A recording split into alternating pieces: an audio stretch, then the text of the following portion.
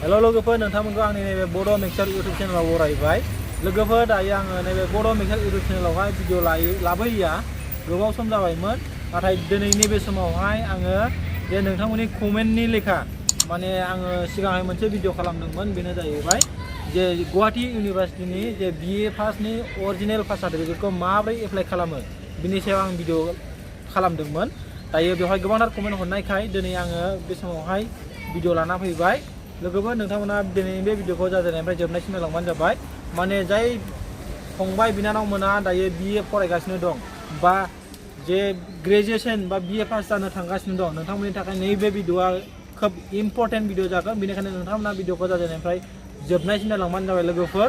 आरो जायफ्रानाखि बे बड' मिक्सार इउटुब चेनेलाव गोदानै फैदों नोंथांमोनाबो बे बड' मिक्सार इउटुब चेनेलखौ साबस्क्राइब खालामनानै लाबानो जाबाय, जेन' बेबायदिनो आङो नैबे बड' मिक्सार इउटुब चेनेलावहाय इम्पर्टेन्ट भिडिअ लाना फैबा नोंथांमोनाबो जेन' मोननो हायो।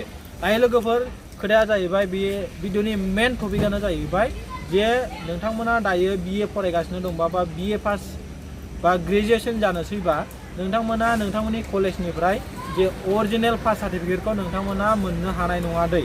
नोंथाङा बेखौहाय जे गुवाहाटी इउनिभार्सिटिनिफ्रायसो नोंथांमोना एप्लाइ खालामनानै बेखौ लायनो नांगोन। दा लोगोफोर बिनि सिगां नोंथांमोना माखासे जे इम्पर्टेन्ट खामानिफोरखौ मावनांगोन। बेनो जाहैबाय नोंथांमोना अनलाइन एप्लाइ खालामनांगोन बे बिए पासनि सार्टिफिकेटनि थाखाय। दा बेखौ नोंथांमोना नोंथांनि मबाइलावनो नोंथांमोना एप्लाइ खालामनानै लानो हायो दै। एप्लाइ खालामनानैहाय माबोरै एप्लाइ खालामनांगौ, माबोरै स्टेटासखौ चेक खालामनांगौ बेखौ आं नोंथांमोननो फारि फारि खोन्थालांगोन।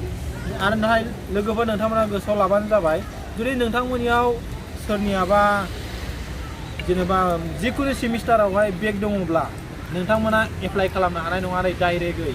मानो होननानै बुङोब्ला नोंथांमोना जे गुवाहाटी इउनिभार्सिटिनिफ्राय मोनसे डिक्लेरेसन जे सार्टिफिकेटखौ नोंथांमोना बख'नानै लायनांगोन सिगांग्रो।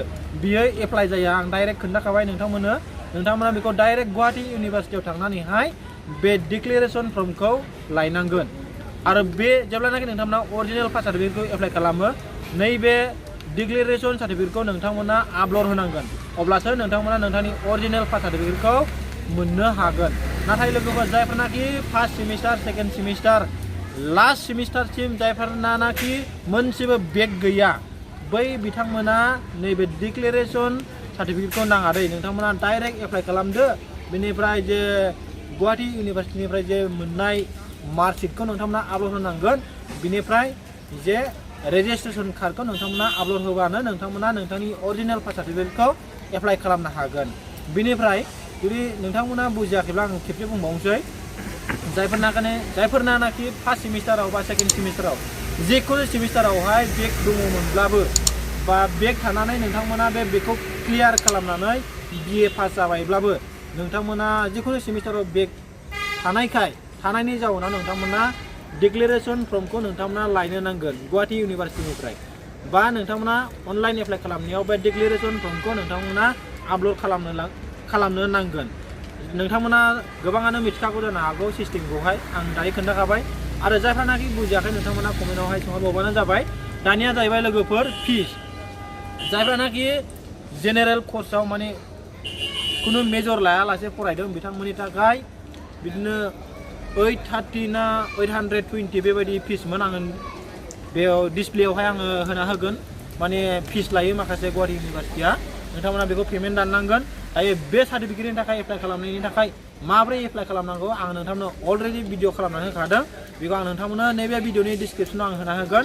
आरो नोंथांमोना जुदि भिडिअ नांबावगौ होननानै बुङोब्ला आङो बावैसोनि उनावहाय भिडिअ लानानै फैगोन लोगोफोर। बेनिखायनो नोंथांमोना भिडिअखौ जागायनायनिफ्राय जोबनायसिम नायनायनि थाखाय गोजोन्थों। बिनिफ्राय नोंथांमोना भिडिअखौ मोजां मोनदोंबा लाइक खालामना होबानो जाबाय, आरो नोंथांनि लोगोफोरनोबो शेयार खालामना होबानो जाबाय लोगोफोर। आरो नोंथांनि लोगोफ्रा बा सोरबाफोर जुदि बेबायदिनो सार्टिफिकेटनि थाखाय एप्लाइ खालामनांगौ बा माबा मोनसे इसु जादोंबा नोंथांमोना बे भिडिअखौ शेयार खालामदो। आरो नोंथांमोना कमेन्टआव सोंहरबानो जाबाय, आङो रिप्लाइ होनो नाजागोन भिडिअनि दारैबो आरो कमेन्टआवबा नोंथांमोना रिप्लाइ होनो नाजागोन लोगोफोर। अब्ला लोगोफोर दिनै भिडिअआ एसेखिनियानो। नोंथांमोना बुजिबायब्ला नोंथांमोना बेबायदिनो एप्लाइ खालामदो। आङो माबोरै एप्लाइ खालामनांगौ बिनि भिडिअनि लिंकखौ आङो नैबे भिडिअनि डिसक्रिपसनाव होनानै दोनबाय, नोंथांमोना चेक खालामबानो जाबाय लोगोफोर। आरो नोंथांमोना माबाफोर कुइसन बा सोंनांगौ दङब्ला नोंथांमोना सोंहरनो हागोन, आं रिप्लाइ होगोन थारैनो। आरो लोगोफोर नोंथांमोना बेबायदिनो एप्लाइ खालामनानै लाबानो जाबाय अब्ला लोगोफोर दिनै भिडिअआ एसेनोसै नोंथांमोना भिडिअखौ नायनायनि थाखाय नोंथांमोननिसिम रोजा रोजा साबायखर थाबाय आरो लोगोफोर नोंथांमोना नैबे बड' मिक्सार इउटुब चेनेलाव गोदानै फैदोंबा नोंथांमोना बे बड' मिक्सार इउटुब चेनेलखौ साबस्क्राइब खालामनानै लाबानो जाबाय आङो बेबायदिनो नैबे बड' मिक्सार इउटुब चेनेलावहाय गोदान भिडिअ लाना फैबाय थागोन आङो नै माने एसे गोबाव जाबायमोन भिडिअ लाबोयैया माने माखासे टेकनिकेल इसु दङमोन माखासे प्रब्लेम दङमोन दायो आङो नोंथांमोननि सिगाङावहाय माने दायो आङो नोंथांमोननि सिगाङावहाय रानिं बेबायदिनो आं नोंथांमोननि सिगाङावहाय भिडिअ लाबोनो नाजासिगोन लोगोफोर अब्ला लोगोफोर दिनै भिडिअआ एसेनोसै बयनिसिमबो गोजोन्थों।